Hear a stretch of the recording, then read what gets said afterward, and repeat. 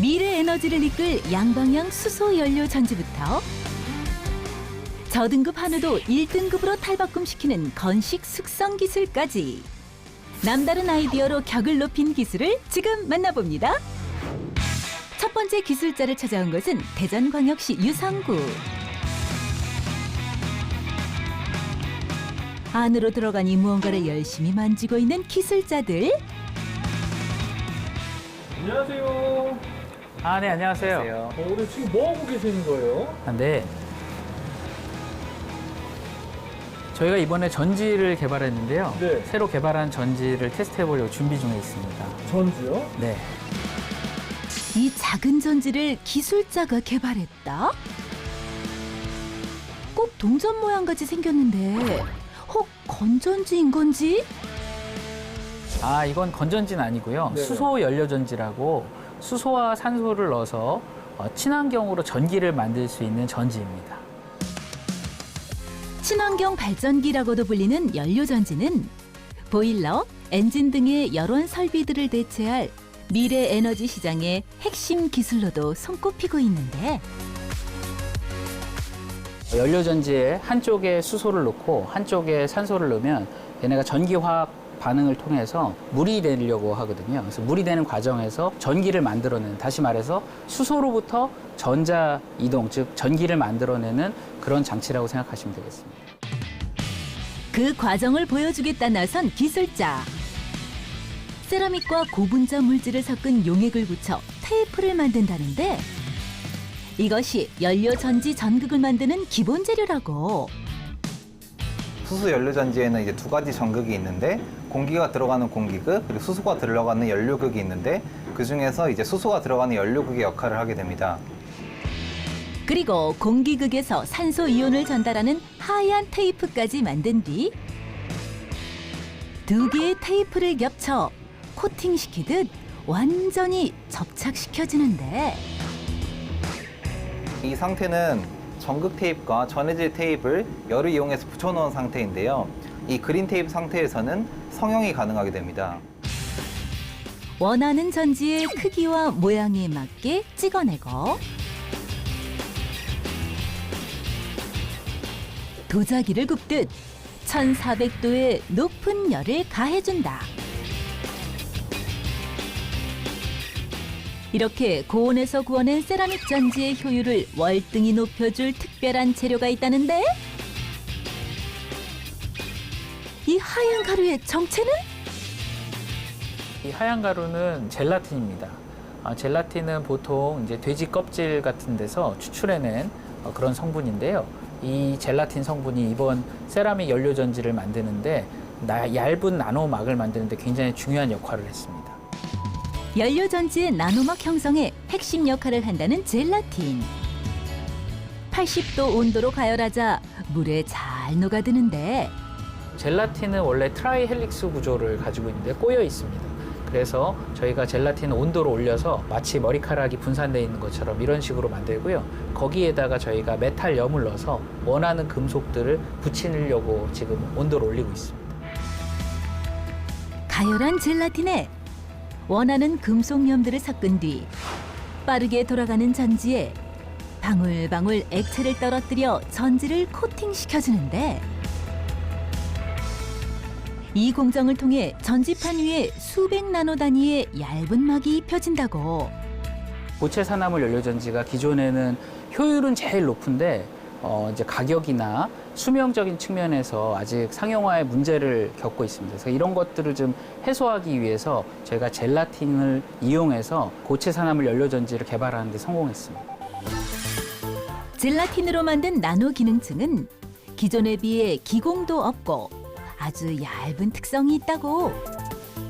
저희 공정을 쓰게 되면은 기공도 없고 굉장히 얇으면서도 단단한 그런 기능층을 만들 수 있어서 저항이 굉장히 대폭적으로 줄어들어서 성능이 극대로 올라가게 됩니다.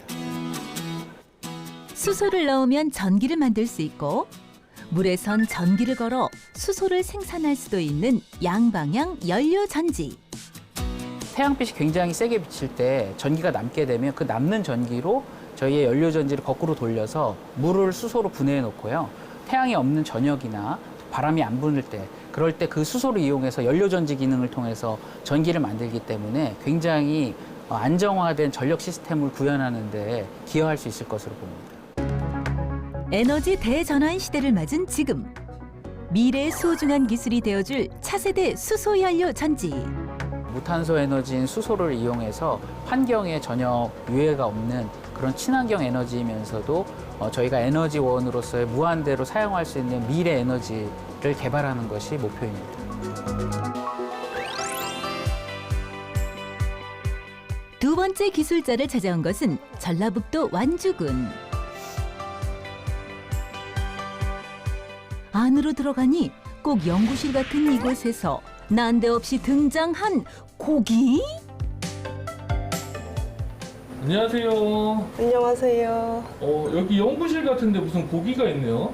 네, 이게 한우고기인데 저희만의 특별한 숙성 비법으로 맛과 식감을 업그레이드한 고기입니다.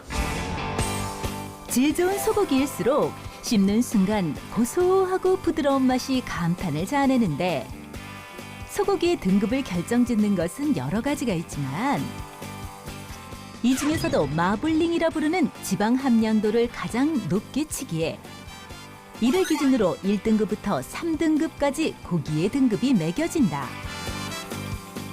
여기서는 저희만의 방식을 이용해서 2등급, 3등급 고기도 1등급 못지않은 맛과 식감을 낼 수 있습니다. 저등급 고기도 1등급의 맛을 낼 수 있다? 숙성 미생물을 이용해서 저희의 건식 숙성 기술을 사용하면 가능합니다. 그 비법은 바로 기술자의 건식 숙성 기술이라는데 건식 숙성은 냉장고에 온도와 습도를 맞춰놓고 그대로 걸어 방치해서 미생물을 이용해서 숙성하는 방식이고 향과 맛이 증가하는 장점이 있고 단점으로는 시간이 오래 걸리고 부패 미생물이 증가할 수도 있습니다. 건식 숙성법은 온습도, 공기순환, 위생 등 여러 제반 조건들이 많아 더욱 까다로운 숙성법으로 알려져 있는데 오랜 기간 건조 숙성시키다 보니 그 과정에서 마르는 겉면을 손질할 때 모두 제거해내야 해서 수율이 좋지 않았다고. 건식 숙성 방식에서는 겉표면이 마르면서 버려지는 크러스트를 최소화하고 맛과 향을 증가시켜서 풍미를 증진시키는 것이 특징입니다. 이를 도와주는 것이 바로 기술자가 개발한 풍미 미생물이라는데 고기에서는 200여 종의 미생물이 존재하는데 그중에서 가장 풍미와 맛에 가장 많은 영향을 주는 두 종을 분리해서 혼합 배양했습니다. 기술자가 배양한 풍미 미생물을 통해 고기를 건조 숙성시키면 수율은 높이면서도 식감과 풍미는 한층 좋아진단다. 미생물을 스프레이 형태로 겉표면에 분사하면 그 미생물이 우점하면서 풍미가 좋아지고 고기가 연해집니다. 시간이 지남에 따라 고기의 근섬유가 서서히 분해되면서 육질이 연해지는 원리라는데 이 미생물을 활용해 숙성시키면 90일 이상씩 걸리던 숙성 기간이 절반으로 단축될 뿐 아니라 2등급 이하가 많은 한우 암소고기 역시 이 방식으로 숙성시키면 맛과 식감이 훨씬 뛰어나진다고. 지방이 적은 부위로 숙성했기 때문에 고기가 연하면서도 한우고기 특유의 감칠맛과 그 고소한 향이 뛰어납니다.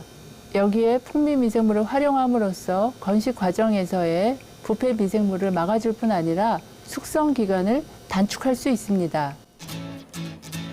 고기의 맛을 좌우하는 식감. 과연 숙성 전후의 식감은 얼마나 달라졌을까?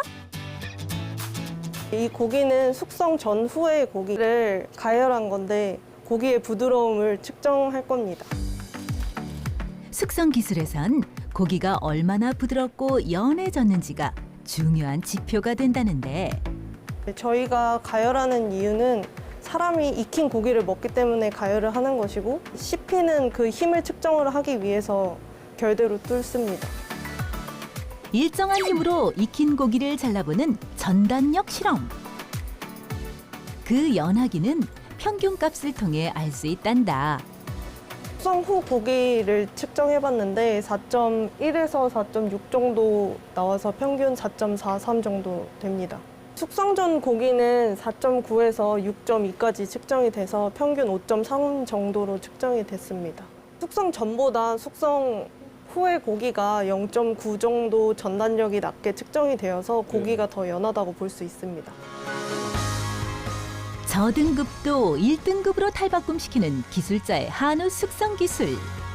이 기술을 통해 바라는 바가 있다는데 그동안 즐겨서 인기 없었던 부위도 숙성 기술을 통해서 모든 부위가 사랑받았으면 좋겠습니다. 남다른 아이디어와 연구로 품질의 격을 높인 기술자들. 그들의 지치지 않는 열정을 늘 응원하겠습니다.